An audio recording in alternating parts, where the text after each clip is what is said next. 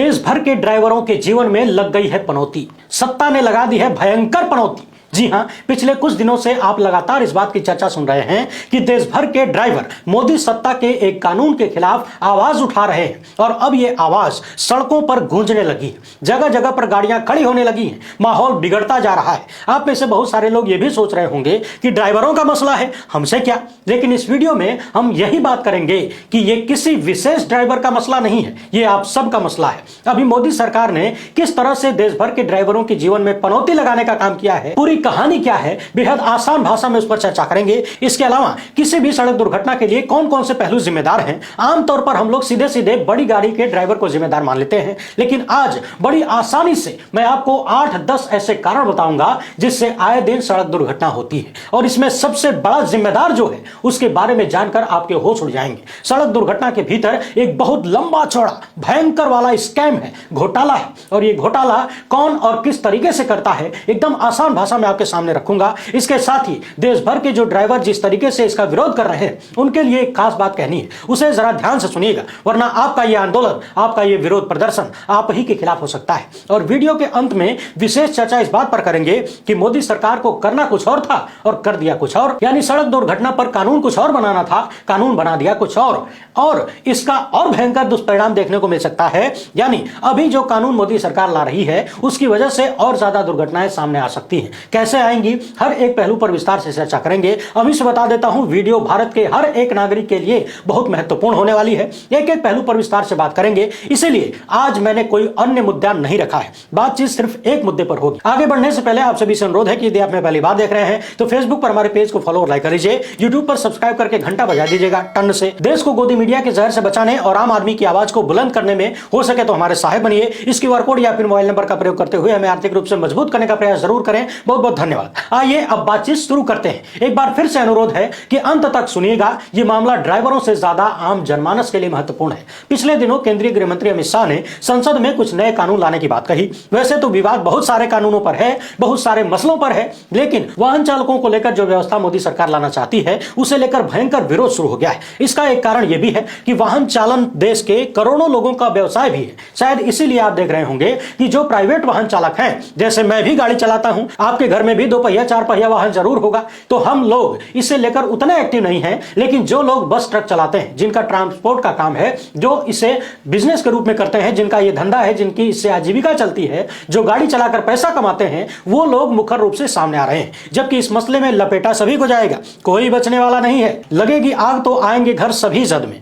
कई संगठनों का यह भी कहना है कि यदि आप अपने मोटरसाइकिल से भी जा रहे हैं और किसी को धक्का मार दिया, कोई अनहोनी हो गई, तो आप भी इस कानून के लपेटे में आ जाएंगे, जो कहता है कि यदि सड़क पर कोई दुर्घटना होती है और सामने वाले की मृत्यु हो जाती है तो ड्राइवर को 10 साल की कैद की सजा और लाखों रुपए का जुर्माना देना होगा। जुर्माने की रकम को लेकर अलग अलग जगह अलग अलग दावे किए जा रहे हैं, लेकिन ये जो 10 साल की सजा है, इसे सुनकर लोगों के भीतर नाराजगी पैदा होने लगी। जुर्माने के रूप में 5 से 7 लाख रुपए की बात सामने आ रही है, जबकि अब तक इसी मामले में सजा मात्र 2 साल की थी और कुछ रुपए जुर्माने के थे। अब लोग कहने लगे हैं कि मोदी सरकार से बढ़िया तो अंग्रेजों का कानून था। यानी जो मोदी सरकार बात बात में अंग्रेजी निशानी मिटाने की बात करती है, यह कानून दिखा रहा है कि अंग्रेजी निशानी मिटाने के जुमले के पीछे यह सरकार उससे भी खतरनाक निशानी देकर जा रही है। यहां इस मामले में एक और बात कही गई है कि यदि दुर्घटना की जानकारी ड्राइवर पुलिस को देता है तथा घायल को अस्पताल पहुंचाता है तो उसकी सजा कम कर दी जाएगी, कुछ कम कर दी जाएगी, यानी 10 साल की जगह 7 साल की सजा कर दी जाएगी, लेकिन सजा मिलेगी। तो यह है पूरा मामला। लेकिन अब सबसे बड़ा मसला यह है कि यह सारी व्यवस्था दुर्घटना के लिए बनाई जा रही है, लोगों को सुरक्षित करने और उनकी जान बचाने के प्रयास के तहत बनाई जा रही है, ऐसा सरकार का दावा है। लेकिन क्या सच में यह सरकार आपकी जान को लेकर इतनी चिंतित है?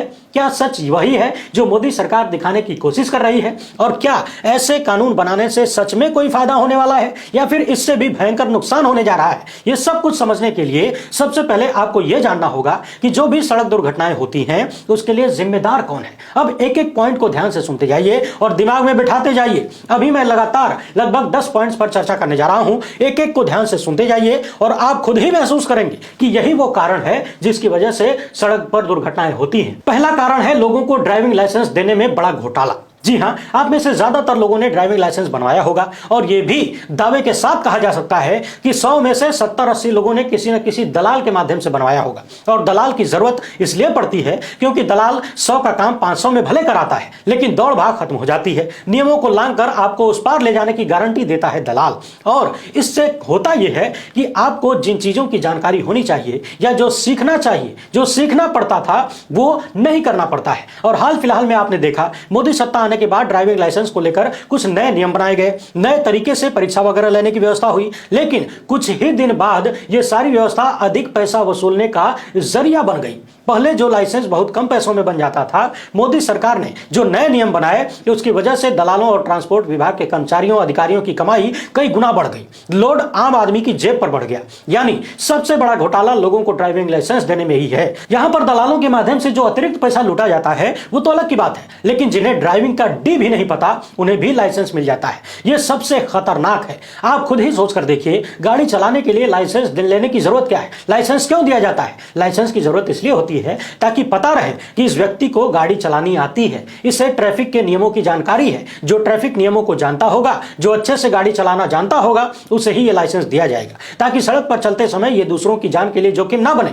लेकिन सबसे बड़ा घोटाला ड्राइविंग लाइसेंस देते समय ही हो जाता है, और जब वो व्यक्ति गाड़ी लेकर सड़क पर उतरता है तो अपने साथ साथ अन्य लोगों के जीवन को भी संकट में डालता है। अब सवाल यह है कि फर्जी ड्राइविंग लाइसेंस देने के लिए जिम्मेदार कौन है और लेने के लिए जिम्मेदार कौन है? जवाब आप अपने भीतर से निकालिए, ढूंढ लीजिए कौन है जो आपसे कहता है कि कुछ पैसा दे दो, बिना परीक्षा पास किए, या फिर हम परीक्षा पास करवा के तुम्हें दे देंगे, लाइसेंस मिल जाएगा। और वो कौन है जो अतिरिक्त पैसा देकर परीक्षा में शामिल नहीं होता और जीवन रक्षक जानकारियों को लेने से दूर भागता है? यहां ध्यान देने वाली बात यह भी है कि यदि आप खुद ही सड़क पर चलें तो देखेंगे कि बहुत सारे लोग मोटरसाइकिल और 4 पहिया वाहनों में लगे राइट लेफ्ट इंडिकेटर तक के बारे में नहीं जानते हैं। बिना इंडिकेट किए जिधर चाहे मुड़ जाते हैं, डिपर लाइट तक की जानकारी नहीं होती।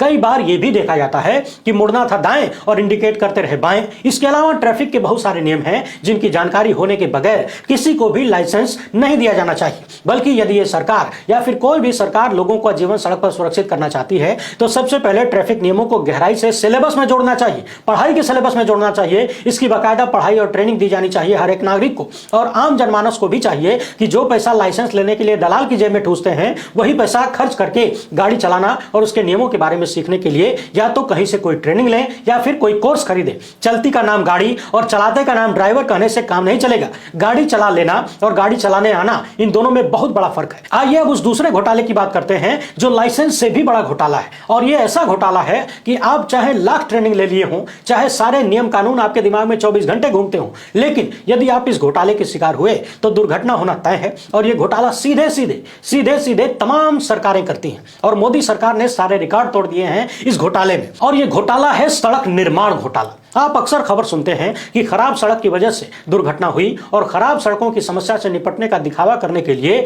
मोदी सरकार ने जगह जगह लंबे चौड़े सड़क बनाने शुरू कर दिए। भयंकर वाला कर्ज लेकर ही सही, भले ही एनएचआई सिर से लेकर पांव तक कर्ज में डूब गया है, लेकिन सड़क बनाने में ताली बजवाता है। अब मैं यहां उत्तर प्रदेश की 2-3 प्रमुख सड़कों जो हाल फिलहाल में बनी है उनकी चर्चा करना चाहता हूं। वहीं से आपको पूरे देश की कहानी समझ में आ जाएगी। हाल ही में उत्तर प्रदेश में पूर्वांचल एक्सप्रेसवे का उद्घाटन हुआ। उत्तर प्रदेश के विधानसभा चुनाव से पहले इस एक्सप्रेसवे की स्थिति यह है कि यदि इस पर गाड़ी चलाते समय कुछ सेकंड के लिए भी आपका ध्यान इधर उधर हुआ, जबकि सड़क गाड़ियां बहुत कम चलती हैं इस पर, इसके बावजूद यदि कुछ सेकंड के लिए भी आपका ध्यान इधर उधर भटका तो आप भयंकर दुर्घटना के शिकार हो सकते हैं। और यह बात मनमानी नहीं है, यह एक्सप्रेसवे खुला हुआ है, आप जाकर खुद ही महसूस कर सकते हैं। एक तरफ यह एक्सप्रेसवे नया नया बन रहा था और दूसरी तरफ से इसमें टूट फूट चालू थी। जगह जगह पर आपको रिपेयरिंग के तमाम धब्बे दिख जाएंगे, ऊंच नीच दिख जाएगी। इस एक्सप्रेसवे पर इतनी ज्यादा जर्किंग है कि आपकी गाड़ी लगातार हिलती है। आप भले ही 50 लाख की गाड़ी में यात्रा कर रहे हो, लेकिन पूर्वांचल एक्सप्रेसवे आपको यह एहसास करा देगा कि आप यात्रा कर रहे हैं, वो भी भारत की सड़क पर। इसके अलावा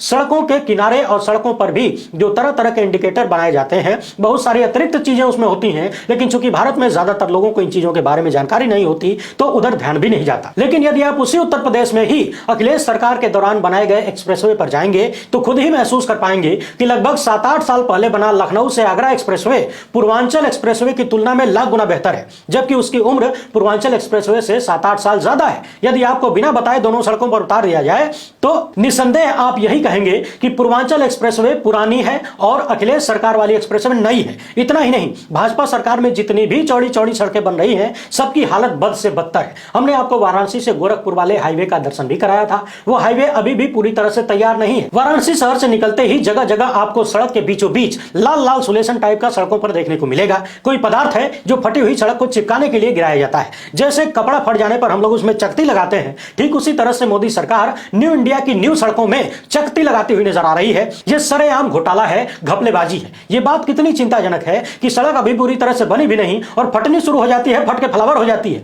शायद इसी वजह से काम पूरा होने से पहले ही प्रधानमंत्री उद्घाटन कर देते हैं। पता नहीं कब कौन सी सड़क फट के चित्रा जाए। इसी तरह से हमने आपको फर्जी स्मार्ट सिटी वाराणसी का रिंग रोड भी दिखाया था। वो रिंग रोड अभी भी पूरा बनकर तैयार नहीं हुआ था, मगर जगह जगह पर रिपेयरिंग चालू थी। एक हिस्से पर तो हमने उसी वक्त दिखा दिया था जब प्रधानमंत्री फीता काट करके गए और उसके 1-2 दिन बाद ही भयंकर टूट देखने को मिली थी। पूर्वांचल एक्सप्रेसवे से लेकर वाराणसी गोरखपुर हाईवे और इस तरह की तमाम सड़कें हैं जो इस सत्ता के दौरान बन रही हैं, उन सब को जाकर देखिए। वो सब आपकी जान के दुश्मन है। हाल ही में सीएजी की रिपोर्ट में खुलासा हुआ कि 18 करोड़ प्रति किलोमीटर में बनने वाली सड़क लगभग 250 करोड़ रुपए प्रति किलोमीटर के खर्च से बनाई गई। यानी 18 का काम यह सरकार 250 में करती है और काम की क्वालिटी 2 रुपए की नहीं होती। अब आप खुद ही सोच कर देखिए, खराब सड़कों की वजह से जो दुर्घटना होती है, जो लोगों की जान जाती है, उसके लिए जिम्मेदार कौन है? इसके अलावा इन सड़कों पर चलते समय जिस तरीके से आपकी जेब ढीली की जाती है, उसे भी याद कर लीजिए। टोल टैक्स कितना महंगा हो गया है। कई बार जब आप हिसाब लगाएंगे तो पता चलेगा कि एक गाड़ी यानी एक प्राइवेट वाहन का जितना टोल टैक्स भरना पड़ता है, उससे कम किराए में आप बस की यात्रा कर लेंगे।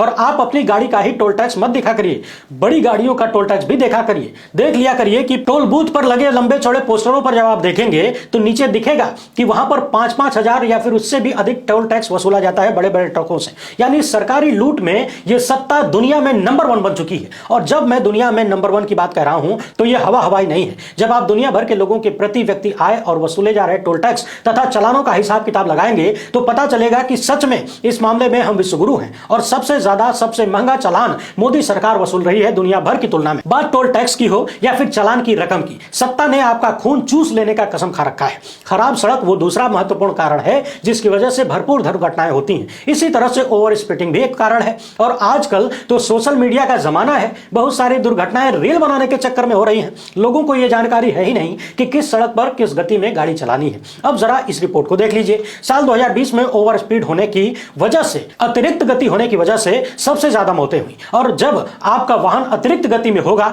तो रास्ते में मिलेगा अतिक्रमण। ज्यादातर सड़कों के दोनों किनारों पर आप देखेंगे अतिक्रमण एक बड़ी समस्या है। और प्रशासन को जब समस्या दिखने लगती है तो एक दिन बुलडोजर निकलता है और भन भन करके सारे ठेले खोमचे वालों को उजाड़ कर चला जाता है। शायद प्रशासन को लगता है कि इसी से इस समस्या का हल हो जाएगा, लेकिन हकीकत यह है कि ठेले खोमचे वाले और सड़क किनारे गाड़ी खड़ी करने वाले जाएं तो जाएं कहां।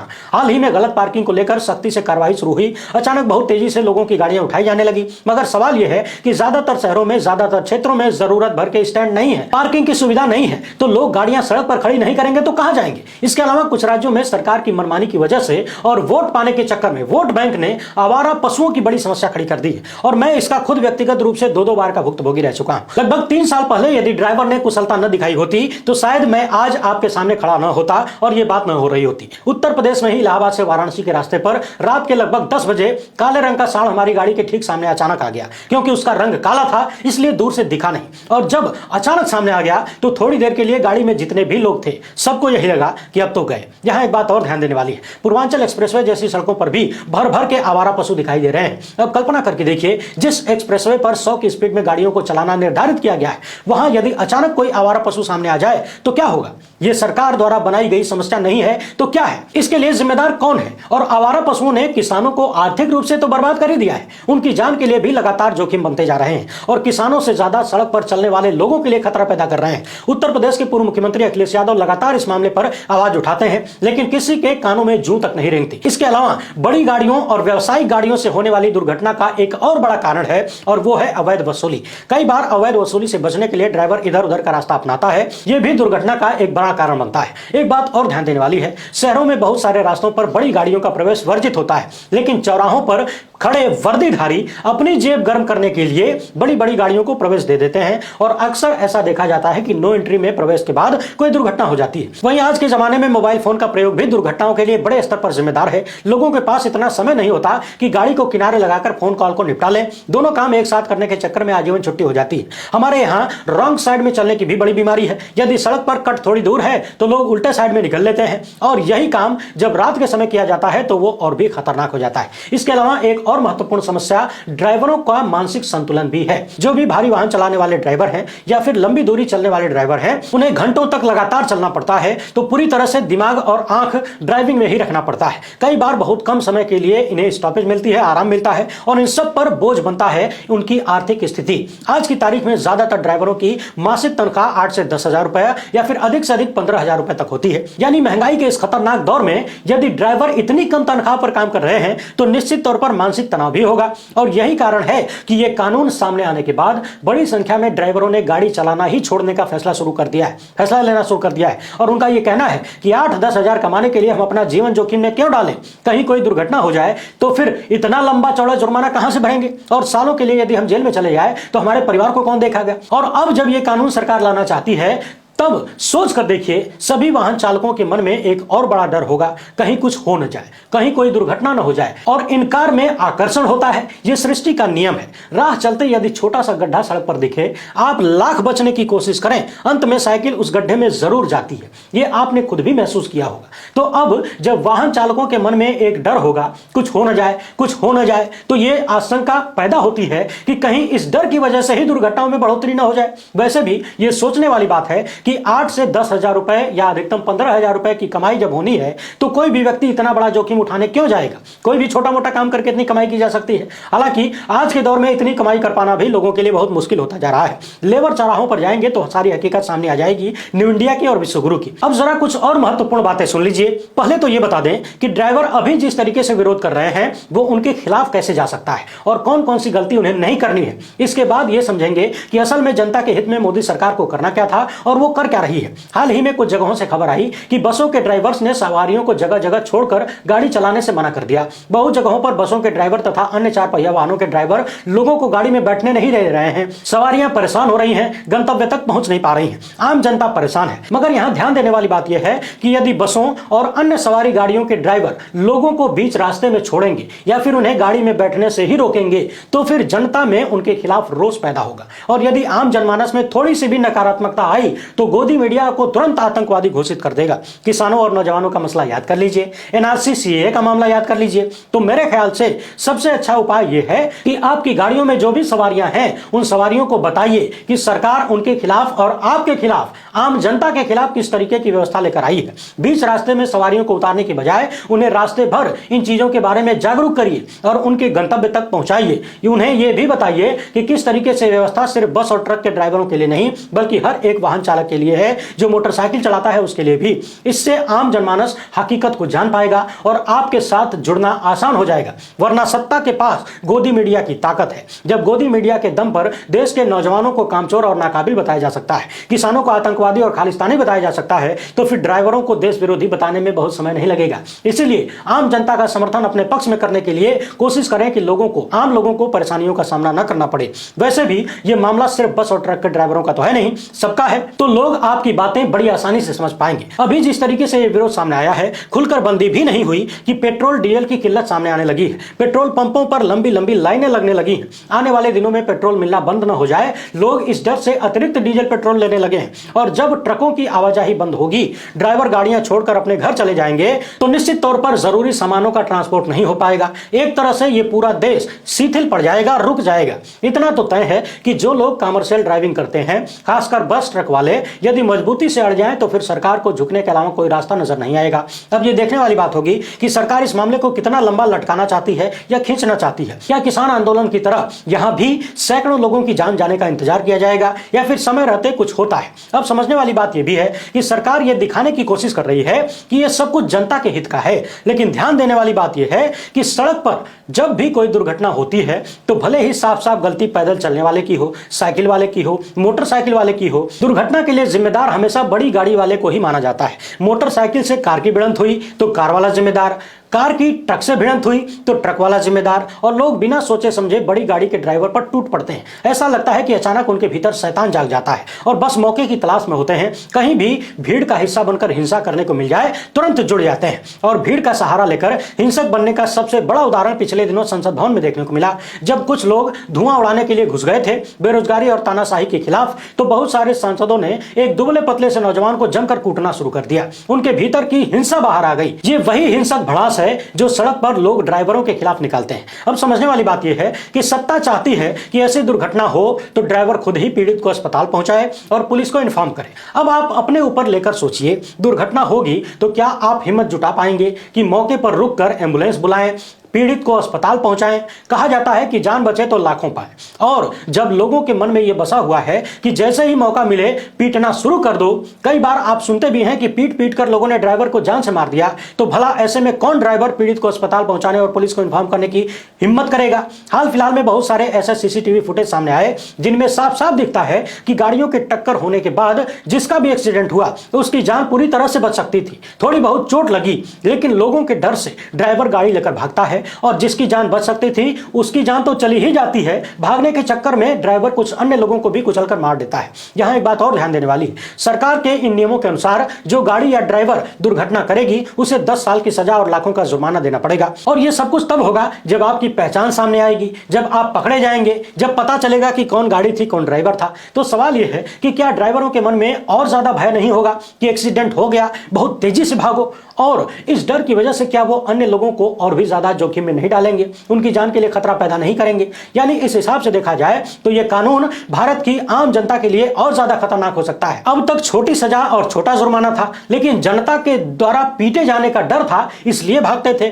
और अब तो दोनों बातें होंगी। एक तो जनता पीटेगी, दूसरा 10 साल की सजा और लाखों का जुर्माना। यानी कहीं ना कहीं सरकार गाड़ी चलाने वालों को डराना चाहती है कि वो अपनी जान पहचान बचाने के लिए और तेजी से भागे। जिस पीड़ित को थोड़ी बहुत चोट लगी हो उसके ऊपर और तेजी से गाड़ी चढ़ाकर निकल जाए। तो ये सारी चीजें देखने के बाद क्या आपको नहीं लगता कि सरकार के वाहन चालकों के खिलाफ ऐसी व्यवस्था बनाने की बजाय भीड़ के खिलाफ कानून बनाने की जरूरत है? जो भीड़ ड्राइवरों को दुश्मन बन जाती है, यदि ऐसी व्यवस्था लाई जाए कि दुर्घटना के बाद यदि किसी ने भी ड्राइवर को भीड़ की शक्ल में हाथ भी लगाया तो उस भीड़ को सजा दी जाएगी, उन पर जुर्माना लगाया जाएगा, तो क्या यह ज्यादा कारगर नहीं होगा? इसके साथ ही यह भी किया जा सकता है कि दुर्घटना के बाद यदि कोई ड्राइवर पीड़ित व्यक्ति को अस्पताल पहुंचाया, पुलिस को सूचित करे तो उसे सजा भी न दी जाए बल्कि सम्मान दिया जाए। यानी ड्राइवरों के मन से इन दोनों संदेहों को मिटाने की आवश्यकता नहीं है क्या? आप खुद ही सोच कर देखिए, यदि लोगों के मन में यह डर होगा कि यदि ड्राइवर को हाथ लगाया तो हमें सजा मिलेगी, तो लोग ड्राइवर से मारपीट नहीं करेंगे,